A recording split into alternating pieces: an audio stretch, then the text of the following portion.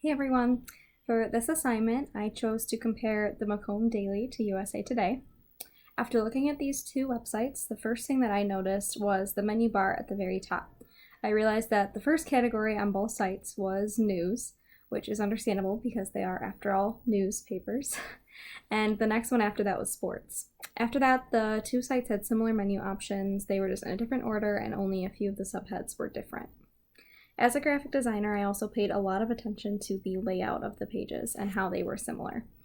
As many sites do, both sites had their menu options across the top on a bar, and their logo was in the upper left corner. But the rest of their layouts were still very similar, which kind of surprised me. They had their top headlines on the right side of the page, and they used a 3-column grid to lay out everything, with the exception of extra ads on the right side of Macomb Daily's site. Another similarity that their designs had was a giant ad across the top. As we learned in our reading this week, advertisements make up about 2/3 of every printed newspaper, and I'm pretty sure the same thing goes for a digital newspaper. Since many people can access some of the information on these sites for free, the newspapers have to make money somehow. I think that USA Today, despite the title, could actually be considered a world news outlet because some of the headlines do discuss news in other countries as well as things like travel suggestions for people within the US. The tab heading on the internet browsers actually describes USA Today as latest world and US news. The Macomb Daily, however, I believe is primarily a local news outlet because mostly people who live in Macomb County will be the ones viewing it. It does touch on some general Michigan news outside of just Macomb County, and then that could make it considered a state newspaper, but I believe that it is local just based on their primary audience. At the time that I viewed these sites, the top 3 stories were as follows. On USA Today, the 3 top stories were Ellen DeGeneres show returning amid controversy, Netflix Cuties, does it deserve the backlash, and zombie fires may have sparked record-setting wildfire fires in the Arctic Circle. Macomb Daily's headlines were, in these uncertain times, Bama and Clemson again, after KKK link found, Alma College changed name of Nisbet Hall, and Joe Biden visiting Warren on Wednesday. On the USA Today site, all of the headlines, aside from just these 3, seem to have a good balance of negative to positive, political to heartwarming, and random to relevant. Not all of these headlines were centered on one topic, and it was easy to find at least one thing that seemed interesting.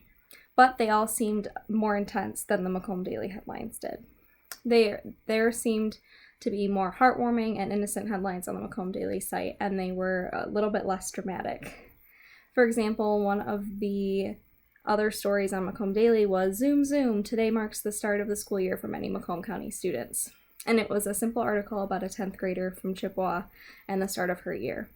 It seemed like the editors from the Macomb Daily, in contrast to those from USA Today, were choosing articles that were timely, while USA Today seemed to be much more focused on gaining attention and being super, super relevant.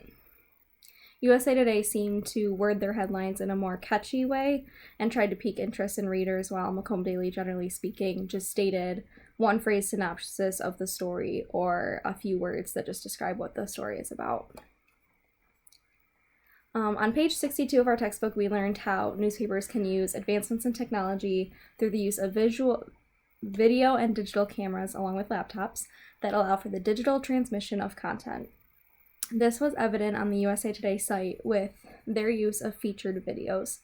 These featured videos were on the main page and seemed to be less based on news and more focused on things that can gain views. For example, the first 2 featured videos were how to pair that beer with the right food and golden retriever puppy struggles to get comfy.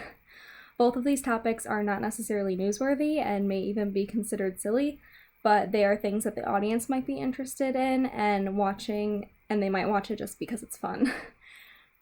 They also are videos that I could see being shared on social media to get more traction for USA Today.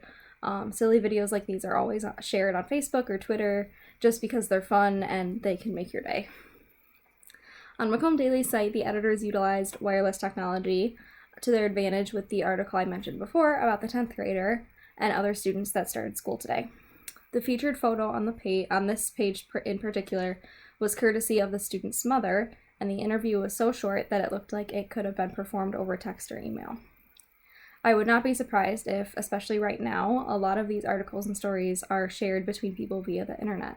Especially with COVID-19 restrictions and quarantine going on, I am sure that it has limited the options of in-person interviews and research. So by utilizing digital software and wireless internet, as the book mentioned, these newspapers are allowed to keep reporting.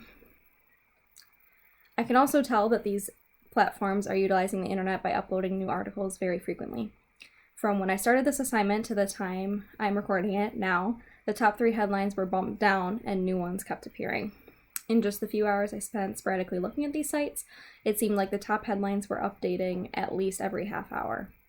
This is something that print newspapers can't do, update and upload stories as they happen on almost a 24/7 basis. Print newspapers had to have the top stories ready in enough time to go to print. Now, with social media and the technology that we do have, almost all of the news that would have been shared in a newspaper the next day would be old news by then.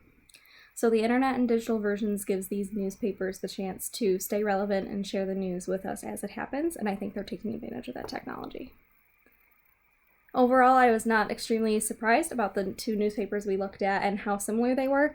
It would be pretty interesting to see what other newspapers have, if their layouts are similar, or if they are using technology in a different way that maybe these 2 haven't discovered yet. That's all I have to say on this assignment. See you guys next week.